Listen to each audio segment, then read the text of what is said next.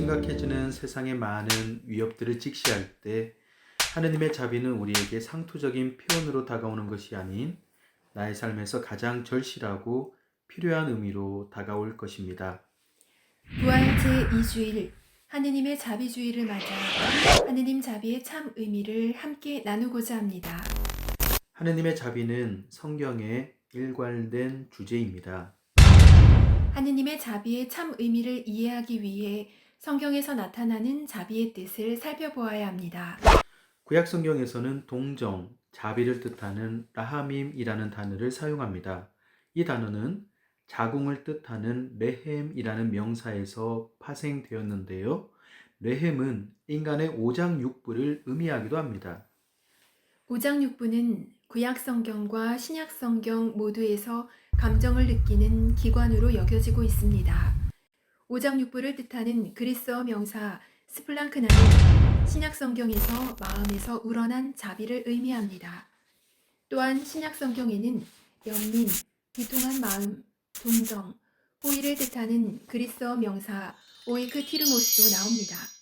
신약 성경에서 나오는 또 다른 단어 엘레오스는 본래 걷잡을 수 없는 연민을 의미하지만 히브리어에서 자비를 뜻하는 단어인 헤세드나 헨을 번역한 말로도 종종 사용합니다. 자비를 이해하는 데 가장 중요한 히브리어 단어 헤세드는 거저 베푸는 호의와 친절을 뜻하며 더 나아가 하느님의 은총과 자비를 의미하기도 합니다. 이처럼 헤세드는 공경 중에 있는 사람에 대한 단순한 동정이나 슬픔을 뛰어넘는 것으로 인간을 향한 하느님의 자유롭고 너그러운 사랑을 의미합니다. 흔히 우리는 자비와 정의를 대립관계로 여기기 쉽지만 오장육부로부터 끓어오르는 하느님의 자비는 정의를 통해 더욱 명확하게 드러납니다. 하느님께서는 당신 자신을 거룩함으로 드러내십니다. 거룩하다는 히브리어로 카도스인데 이 뜻은 잘라내다, 골라내다라는 뜻입니다. 따라서 하느님의 거룩함은 하느님이 모든 세속적인 것과 구별되고 모든 악과 근본적으로 다르며 그것을 뛰어넘는 존재임을 드러냅니다. 하느님은 거룩하신 분이시기에 악에 반대할 수밖에 없고 악에 반대하는 하느님의 거룩함은 성경에서 하느님의 분노로 표현됩니다. 하느님이 분노하시는 이유는 당신의 백성을 악과 죄로부터 지키기 위함입니다. 당신이 선택하신 백성의 죄는 하느님을 분노하게 만들었고 당신을 벗어날 때 질투하시는 하느님으로 드러납니다. 분노하시는 하느님, 질투하시는 하느님은 이제 복수하시는 하느님으로 확장되지요. 하지만 인간의 죄 앞에서 드러나는 하느님의 분노는 상처 입은 사랑의 정열, 거룩함의 정열이라고 표현되며 동시에 인간의 죄와 하느님의 정의의 얼굴을 드러냅니다.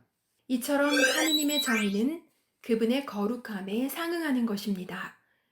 하느님은 당신의 거룩함을 근거로 악행을 벌하고 선행에 대해 상을 주실 수밖에 없다는 것입니다. 이를 통해 알 수 있듯이 하느님의 자비와 정의가 단순한 병행 관계나 심지어 대립 관계에 있는 것이 아니라 그분의 정의를 실현하는 데 기여한다는 것입니다. 여기서 하느님의 자비는 그분만이 지니신 고유한 정의임을 확인할 수 있습니다. 그렇다면 하나님께서는 왜 당신의 정의를 위한 분노를 거두시고 마음을 돌려 자비를 베푸시는 걸까요? 그것은 믿는 이들이 하느님께로 되돌아오게 하기 위함입니다. 그러기에 하느님은 당신의 자비로우신 마음으로 당신의 의로운 분노를 거두십니다. 하느님은 인간에게 회개할 기회를 주시려고 그렇게 하십니다. 하느님은 자비로서 죄인에게 인내하시고 그의 회개를 바라십니다. 하느님께서 거룩한 분노를 거두신 것은 우리에게 새로운 삶의 기회를 주시기 위한 그분의 자비로운 마음이십니다. 이것은 실제로 일어났던 십자가 사건으로 드러납니다. 십자가 위에 오르신 예수님의 나약함은 인간을 죄에서 해방시키기 위한 하느님의 자비입니다. 나아가 죽음을 이기신 예수님의 부활은 우리를 구원으로 이끌어 주십니다. 사랑하기 때문에 마음을 돌리시는 하느님. 사랑하기 때문에 나약한 인간이 되신 하느님. 사랑하기 때문에 인간의 죄를 대신하여 십자가 위에 오르신 하느님. 예수 그리스도께서는 그 하느님의 사랑의 표징이십니다. 세상의 불의 앞에 나는 무관심하지 않습니까? 연약한 이들을 외면하며 살고 있지는 않습니까? 하느님께 자비를 청하며 이웃에게 다가가 하느님의 자비를 전하는 사랑의 삶을 살아갑시다.